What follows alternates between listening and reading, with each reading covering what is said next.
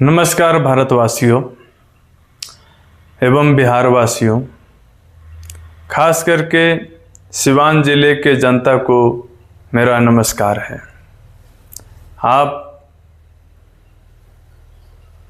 सिवान जिले के अंतर्गत 8 विधानसभा क्षेत्र आता है,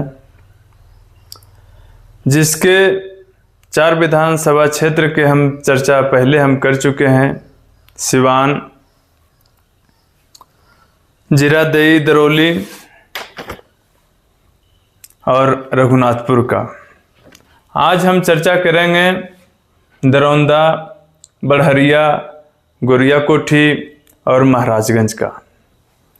हम ये बताना चाहते हैं कि 2000 ज़्यादा पीछे नहीं लेके जाएंगे आपको। 2015 से लेके 2020 अभी 25 है, तो 10 साल के अंतर में क्या हुआ नहीं हुआ, उम्मीदवार कैसे बदले, जनता कैसे बदला, हम एक ही उम्मीदवार को बार बार हम क्यों चुनते हैं, ऐसा क्या है जो उसी को चुनना पड़ता है, क्या कारण है, कैसे बदलाव होगा, इसके बारे में हम चर्चा करेंगे। और वो क्रांति कैसे आएगा, लोकतंत्र के माध्यम से हमको क्रांति लाना है। राजनीतिक न्याय के अंतर्गत हमको न्याय मिलना चाहिए और वो न्याय हमें बहुत ज़रूरी है। हम बिहार वासियों, उसमें बिहार के मैं भी हूँ, कहना चाहता हूँ कि अभी जो लोकतंत्र का पर्व है बिहार में, एक साथ में 3 पर्व है बिहार में प्रमुख। एक लोकतंत्र के पर्व जिसको हम 5 साल के लिए सत्ता देंगे, दूसरा है छठ और दीपावली। ये तीनों पर्व बहुत महत्वपूर्ण है। तो तीनों के कैसे मनाएंगे, तो 2 तो मेरा पर्सनल है, व्यक्तिगत होता है, और एक जो है सार्वजनिक प्लस व्यक्तिगत दोनों है। वो लोकतंत्र का पर्व विधानसभा चुनाव 2025। बहुत से पार्टी अपना अपना उम्मीदवार घोषित करते हैं, मुख्यतः 2 रूप, एनडीए और महागठबंधन, 2 दल के रूप में उतरे हैं। महागठबंधन में भी अनेक पार्टी है, आरजेडी है, कांग्रेस है, वीआईपी है। उसी तरह का एनडीए में बीजेपी है, जेडीयू है, हम है और उपेंद्र कुशवाहा की पार्टी है, एलजेपीआर है। तो इन सभी पार्टी के उम्मीदवार, प्रत्याशी आपके पास आएंगे, वोट मांगेंगे। चाचा हो, दीदी हो, भैया हो कह के वोट लेंगे। पहले हाथ जोड़ के से प्रणाम करेंगे, चाचा हमरे वोट दिया, चाचा हमरे वोट दिया, दीदी हमरे वोट दिया, दादी हमरे वोट दिया, हम जितवा तो तोरा पेंशन देबो, हम ही देंगे, आपके बेटा कैसे करके वो वोट मांग के जाता है। आप किसी को इमोशनली यानी भावुकतावश किसी को कह देते हैं हम इसी को वोट देंगे, आरजेडी को सरकार बनावेंगे, एनडीए की सरकार बनावेंगे या जनसुराज की सरकार बनावेंगे, कहते हैं एक हवा चलता है। उस हिसाब से कोई भी पार्टी यदि जो कहे कि हम जीतने के लिए ये इसका हवा चल रहा है, जनसुराज का चल रहा है या एनडीए की चल रहा है या आरजेडी का चल रहा है, महागठबंधन का चल रहा है, तो किसी हवा में आप लोग मत फंसिए। हम एक उदाहरण देना चाहते हैं आप लोगों के लिए। जैसे ये कमीज जो हम पहने हैं, ये पुराना होगा तो इसको हम बदलते हैं, ना कि इसको सिल सिल के 25 साल, 30 साल, 35 साल तक चलावें। वैसा तो करते नहीं है। जैसा ही 2-3 जगह फट गया, 1-2 जगह फट गया तो न खराब हो गया है, बदल देते हैं। उसी प्रकार खाना, कितना बार एक ही बार दाल भात चोखा खाते रहेंगे। बिहार में डीवीसी इसको नाम में बहुत प्रचलित भोजन है। तो विद्यार्थी लोग इसको बहुत चाव से खाते हैं, हम भी खाए हैं, अभी भी खाते हैं। बाकी फिर भी जब गांव जाएंगे तो माँ का बना हुआ कुछ दूसरा लजीज व्यंजन को खाते तो मन प्रसन्न हो जाता है। तो उसी प्रकार से एक ही पार्टी को, उम्मीदवार के, प्रत्याशी को आप काहे जिताने में चक्कर में लगे हुए हैं कि हम उसी को जिता देंगे। कुछ नयापन लाइए इस बार। इसीलिए हम आपको बोर्ड के माध्यम में लिखे हैं, माध्यम से बताना चाहते हैं, भारत में चुनावी क्रांति का शुरुआत लोकतंत्र के माध्यम से। अभी आप चुनिएगा, जिसको चुनिएगा वही आपको क्या देगा नहीं देगा वही अभी ही डिसाइड हो जाएगा, नहीं तो फिर 5 साल पछताने से कुछ फायदा नहीं है। तो मेरे सिवान जिले के इन 4 विधानसभा के क्षेत्रों के जनता से हम उनको बताना चाहते हैं, जो नहीं जानते हैं। जो जानते हैं उनके लिए तो कोई बात ही नहीं है, जो नहीं जानते हैं मेरे चैनल के माध्यम से वो जानेंगे और समझेंगे। तो सबसे पहले हम दरौंदा को उठाते हैं। दरौंदा जो है इसे 2008 में ये विधानसभा बना था। 2010 में जनरल आम चुनाव हुआ था, उसमें जगमतो देवी चुनाव लड़ी और जीती जनता दल यूनाइटेड से। बेचारी 21 साल की उम्र में 1 साल ही विधायक रही और उनका देहांत हो गया। तो 2011 में उपचुनाव हुआ, तो उसमें कविता सिंह जनता दल यूनाइटेड से चुनाव लड़ी और जीती। 2015 तक रही। 2015 के बाद 2015 तक रही और उसके बाद करणजीत सिंह व्यास जीते। 2015 के बाद फिर यही चुनाव लड़ी। 2019 के लोकसभा के चुनाव में ये जीती सिवान से, और वो भी जनता दल यूनाइटेड से। 2019 का जब चुनाव हुआ तो करणजीत सिंह उर्फ व्यास सिंह भारतीय जनता पार्टी से टिकट लेके पहले इंडिपेंडेंट चुनाव जीते, उसके बाद भारतीय जनता पार्टी से टिकट लेकर चुनाव जीते। 2020 से लेकर 25 तक वर्तमान विधायक हैं। करणजीत सिंह पर इनके ऊपर 4 केस है। केस किया है 420 है, यानी चोरी का केस है, 468 है, 406 है, और इनकी संपत्ति 6 करोड़ 2020 में था। ये व्यापारी आदमी है तो हो सकता है। और ये जो हराए थे 2020 में अमरनाथ यादव, CPIML यानी communist party of India Marxist Leninist liberation. Amarnath Yadav पर 9 केस है, इन अनपढ़ है, और करणजीत सिंह 12th पास है। 2020 में 7 उम्मीदवार कुल लड़े थे, जिसमें 3 निर्दलीय थे और 4 पार्टी से लड़े थे। विभिन्न पार्टियों से होती है, बता ही देते हैं। CPIML 1, BJP 2, JAP-L 3 और जय महाभारत पार्टी से एक चुनाव लड़े थे। 2019 में इंडिपेंडेंट चुनाव जीते थे, उसमें 3 पार्टी चुनाव लड़ा था, JDU RJD, बाकी इंडिपेंडेंट करणजीत सिंह चुनाव जीत गए थे।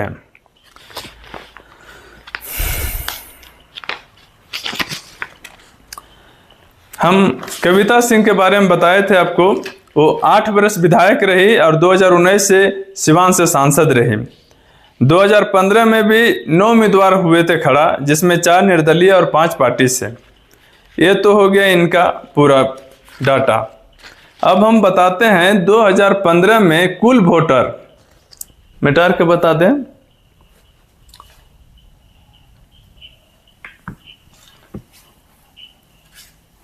दरौंदा विधानसभा का कुल वोटर जो था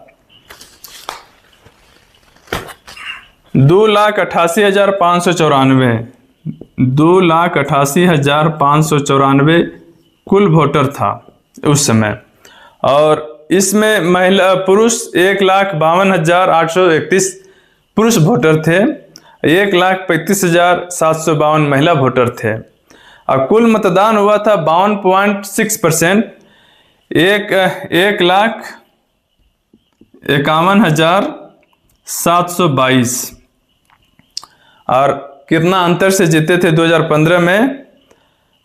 13,222 वोट के अंतर से जीते थे, यानी 8.7% कविता सिंह। अब 2020 में क्या हुआ? कुल मतदाता हुए 3,13,000। देखिएगा, 3,13,947 और कुल मतदान हुआ 1,57,705, 52%।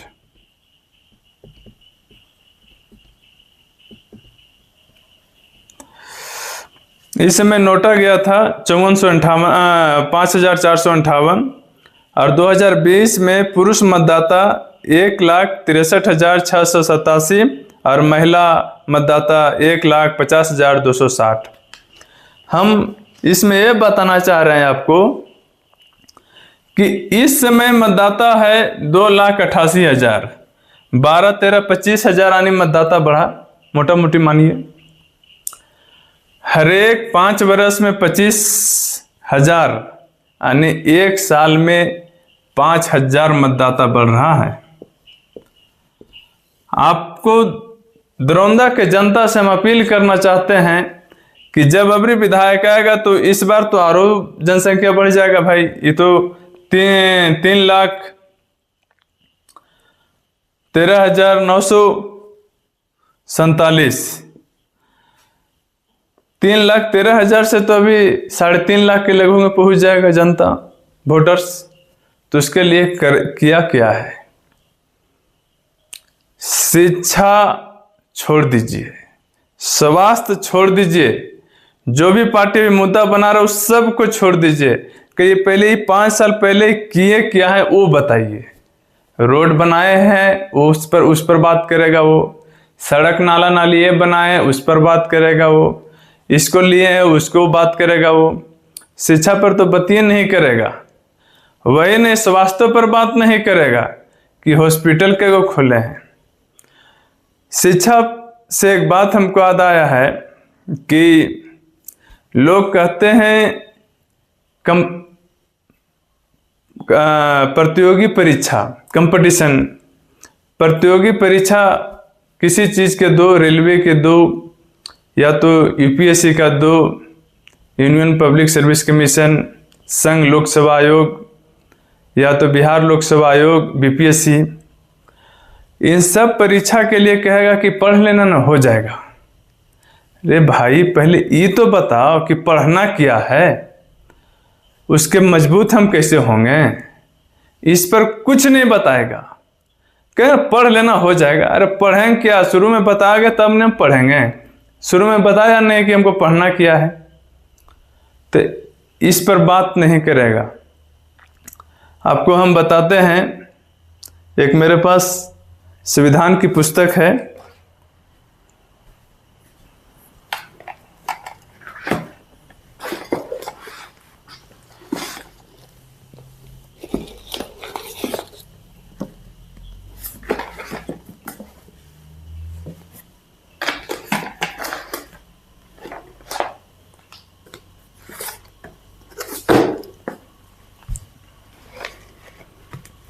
देखिए भारत का संविधान, ये बेयर एक्ट है, ये ओरिजिनल संविधान है। इसमें सारा चेंजेस है, जो भी होगा वो सब कुछ लिख देगा, तो इसको नहीं बताएगा पढ़ने के लिए। ये तो हो गया छोटा सा। उसके बाद है देखिए भारत का संविधान, जय नारायण पांडे। ये सब तो आरो नहीं कोई बता सकता है। खाली कह दीजिए विधायक जी हमारे क्षेत्रवा में कितना पुस्तकालय खोले हैं वो बताइए तो जरा, ताकि हम आपके सवाल पूछने लायक तो पहले बने। हम तो सवाल पूछने लायक ही नहीं हैं। सबसे पहले ये बनिए, तब जाके आपके विधायक जी कुछ समझेंगे, तब बुझेंगे अरे भाई ये तो बिहार के जनता, हमारे क्षेत्र के जनता पढ़ लिख के होशियार हो गया है, हर एक चीज़ें में क्वेश्चन करता है, हर एक चीज़ में प्रश्न करता है, तो आप उसी को वोट दीजिए, नयापन लाइए, नयापन लाइए। अब हम बात करेंगे अगला विधानसभा क्षेत्र बड़हरिया का।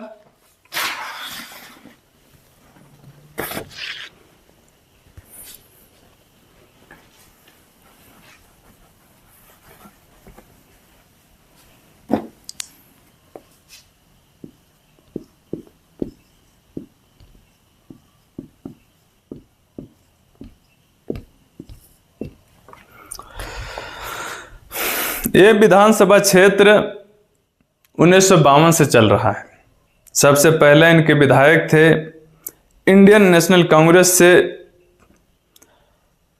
सरगुल हक, उसके बाद बीपी सिंह, उसके बाद कामरुल हक, उसके बाद 1962 में जब चुनाव हुआ तो राजा राम सिंह प्रजा सोशलिस्ट पार्टी से, 1967 में हुआ अब्दुल जलील कम्युनिस्ट पार्टी ऑफ इंडिया से, 1969 में चुनाव हुआ राजा राम सिंह दोबारा चुने भारतीय जनसंघ से, 1972 में अब्दुल जलील कम्युनिस्ट पार्टी ऑफ इंडिया। फिर 1977 से लेकर 2010 तक 1977 से लेकर 2010 तक ये विधानसभा खत्म हो गया था।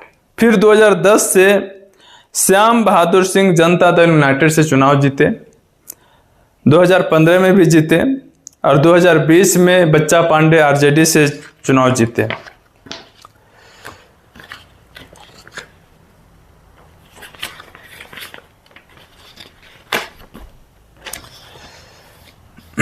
दो 2020 में बच्चा पांडे चुनाव जीते, ये कॉन्ट्रैक्टर थे, संपत्ति इनकी 3 करोड़ है आरजेडी से, और ये 2020 में श्याम सुंदर सिंह को हराए थे।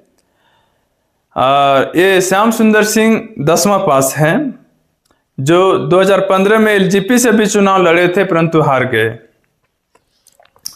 2010 और 2015 में जेडीयू से 2 बार विधायक रहे श्याम सुंदर सिंह।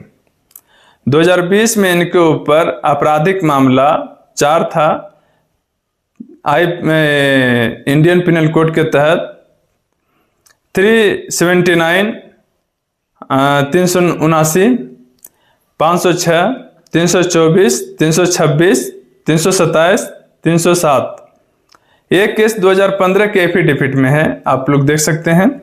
इनकी संपत्ति 68 लाख रुपया है। 8वां पास व्यक्ति हैं श्याम सुंदर सिंह। अब हम बात करते हैं 2015 में कुल मतदाता 2,72,455 और कुल मतदान हुआ था 1,55,404। 2015 का है। 2020 में कुल मतदाता 2,92,659 और कुल मतदान हुआ था 1,68,277। देखिए फिर इसमें भी 20,000 के अंतर गया है, मोटा मोटी मानिए, थोड़ा 19 हो सकता है। वोटर तो बढ़ रहा है, परसेंटेज भी बढ़ रहा है, परसेंटेज भी वही है, वोट के हिसाब से परसेंटेज भी बढ़ता है। तो बड़हरिया के जनता से हम अपील करते हैं कि अब विधायक जी अभी आवे न पूछने के लिए, जोन भी पार्टी दे, कोई भी प्रत्याशी आए तो इसको पूछिए कि इस बार तो 3 लाख से भी ज्यादा वोटर होगा, तो आप हमारे बच्चों के लिए, हमारे लिए क्या किए हैं वो पूछिए। क्या कोई पुस्तकालय खुलवाए हैं या अपने राशि से खोले हैं, दोनों चीज होता है। व्यक्ति यदि जो समाज का सेवा करना चाहता है तो अपना राशि भी कुछ लगा सकता है, पुस्तक ला सकता है, दे सकता है पढ़ने के लिए। तो वो तो किए तो कुछ है नहीं। नहीं ठीक है, अगला बार से, इस बार जिता दे, अगला बार से हम ध्यान रखेंगे, एक कह के फिर निकल जाएंगे। इसलिए आप नयापन लाइए, हम यही कहना चाहते हैं। जैसे शर्ट पैंट शहर बदलते हैं, उसी तरीक़ा से इस बार विधायक को बदलिए। अब हम अगला विधानसभा बात करेंगे गोरिया कोठी। गोरिया कोठी का क्या है?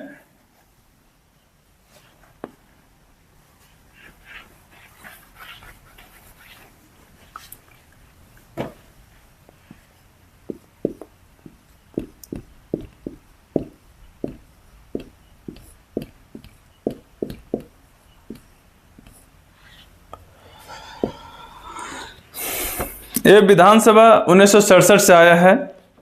कृष्णकांत सिंह इंडियन नेशनल कांग्रेस से चुनाव जीते। फिर यही आदमी 1969 में लोकतांत्रिक कांग्रेस से चुनाव जीते। फिर 1972 में महामाया प्रसाद इंडियन नेशनल कांग्रेस से चुनाव जीते। फिर 1977 में कृष्णकांत सिंह इंडियन नेशनल कांग्रेस से चुनाव जीते। फिर 1980 में अजीत कुमार सिंह इंडियन नेशनल कांग्रेस से चुनाव जीते। और 1985 में इंदिरा देव प्रसाद भारतीय जनता पार्टी से चुनाव जीते। 1990 में अजीत कुमार सिंह जनता दल से चुनाव जीते। 1995 से लेकर 2005 तक इंद्रदेव प्रसाद राष्ट्रीय जनता दल से चुनाव जीते। 2005 में भूपेंद्र नारायण सिंह भारतीय जनता पार्टी से चुनाव जीते। अब फिर जब राष्ट्रपति शासन लग गया था ना, तो दोबारा जब चुनाव हुआ तो इंद्रदेव प्रसाद फिर राष्ट्रीय जनता दल से चुनाव जीत गए। 2010 में फिर भूपेंद्र नारायण सिंह भारतीय जनता पार्टी से चुनाव जीते। और 2015 में सत्यदेव प्रसाद सिंह राष्ट्रीय जनता दल से चुनाव जीते। 2020 में देवेश कांत सिंह भारतीय जनता पार्टी से चुनाव जीते। तो इसमें देखिए बताते हैं, हर एक बार पार्टी बदल रहा है, उम्मीदवार भी बदल रहा है, बाकी नेता वही दोनों चल रहा है। 2010 से हम बताते हैं, इसमें 2010 में कुल वोटर 2,38,290 2,38,290 कुल वोटर हुआ था। और 1,24,872 कुल वोट पड़ा था। 2015 में कुल वोटर 2,99,463 हुआ और वोट पड़ा था 1,66,010। 2020 में ये 15 10 ये 15 ये 20। 2020 में कुल वोटर 3,18,525 और कुल वोट पड़ा था 1,90,220। 2020 का है। 2010 में भूपेंद्र नारायण सिंह बीजेपी से चुनाव लड़े और इंद्रदेव प्रसाद को हराए थे, जो आरजेडी से थे। 2015 में इस समय चुनाव जीते थे सत्यदेव प्रसाद सिंह, जो आरजेडी के टिकट पर थे। 2010 में निर्दलीय चुनाव लड़े परंतु जीते नहीं थे। इन पर 5 केस था। सत्यदेव प्रसाद सिंह बीए पास हैं। देवेश कांत को हराए थे, जो बीजेपी के टिकट से खड़ा हुआ था। देवेश कांत को 38% वोट मिला था, 63,314। और सत्यदेव प्रसाद सिंह को 2015 में 70,965 42% वोट मिला था। 2020 में बीजेपी से देवेश कांत जी को टिकट मिला और चुनाव जीते। आरजेडी के नूतन देवी को हराए थे। नूतन देवी को 75,477 वोट मिला और देवेश कांत सिंह को 87,368 वोट मिला था।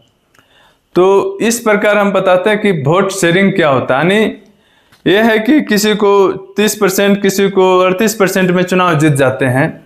यही कहते हैं कि आप आइए हैं, विधायक हैं, मेरे क्षेत्र में भ्रमण करिए, खाली विधानसभा में जाके बेल में हल्ला मत करिए, उसको सुचारू रूप से चलने दीजिए, वो कानून का मंदिर है। तो ये हम गोरिया कोठी के जनता से अपील करते हैं कि जब आए कोई भी तो उनसे पूछिए, उनसे प्रश्न करिए कि हमारे लोकतंत्र के मंदिर में आप लोग जाके बिहार विधानसभा पटना में आप लोग बैठते हैं तो वहाँ पर हो हल्ला हंगामा करते रहते हैं। कभी आप सत्ता पक्ष में जाते हैं, कभी वो विपक्ष में जाते हैं, तो कभी वो हल्ला करता है, कभी ये हल्ला करता है। सही से किसी भी कानून पर अच्छा चर्चा नहीं होता है, बुलेटिन हो जाता है कानून को। डायरेक्ट सत्ता पक्ष में इतना विधायक है तो पास है। इसीलिए हम कहते हैं कि आप उससे सवाल पूछिए, जो भी प्रत्याशी आए, कि मेरे लिए क्या करोगे, मेरे क्षेत्र के लिए क्या करोगे, मेरे बच्चों के लिए क्या करोगे, ये बताओ। ये नहीं कि पैसा लेकर हम वोट दे दें, दारू लेकर वोट दे दें, ऐसा नहीं करना है। फिर हम अगला विधानसभा क्षेत्र है और सिवान जिला के अंतिम विधानसभा क्षेत्र महाराजगंज।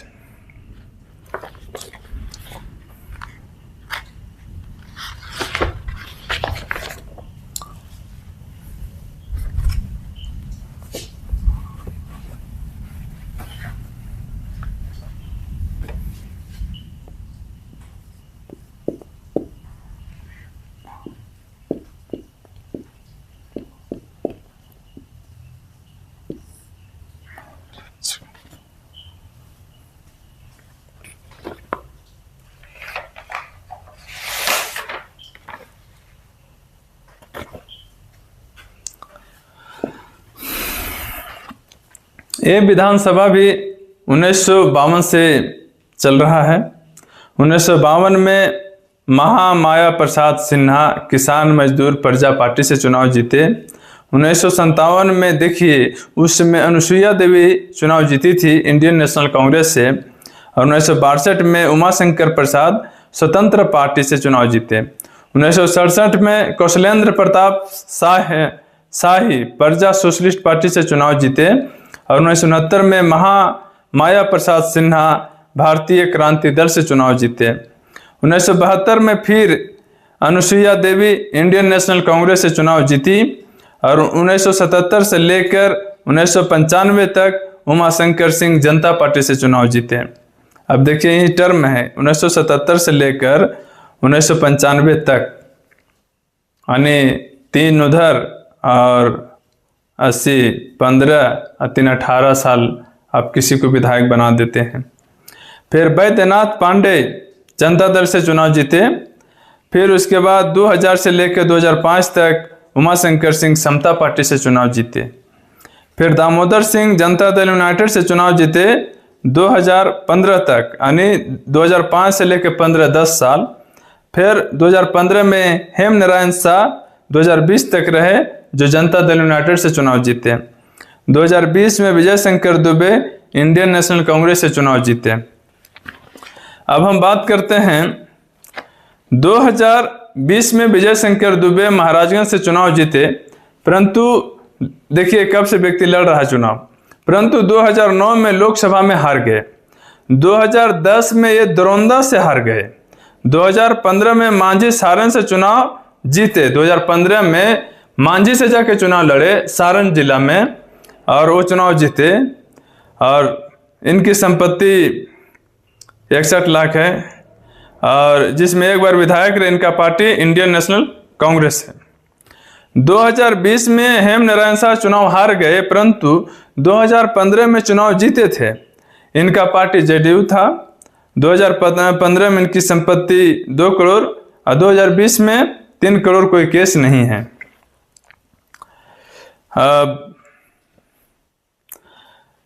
2020 में क्या हुआ, इस समय विजय शंकर दुबे को 48,825 वोट मिला था, 30%। और हेम नारायण शाह को 46,849 29.3% वोट मिला था। इसमें 10 उम्मीदवार निर्दलीय चुनाव लड़ा और 17 पार्टी से। 27 उम्मीदवार 2020 में चुनाव लड़े थे। 2015 में हेमनारायण शाह को 68,459 वोट मिला, 45.5%।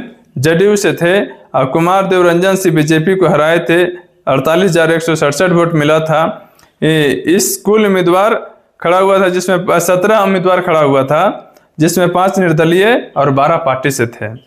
अब हम बात करते हैं 2015 के कुल मतदाता। 2015 के कुल मतदाता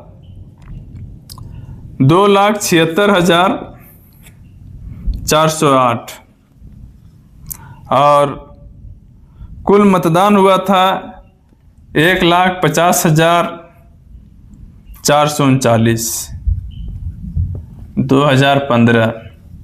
और 2020 में कुल मतदाता 3,01,03 और कुल मतदान हुआ था 1,59,880।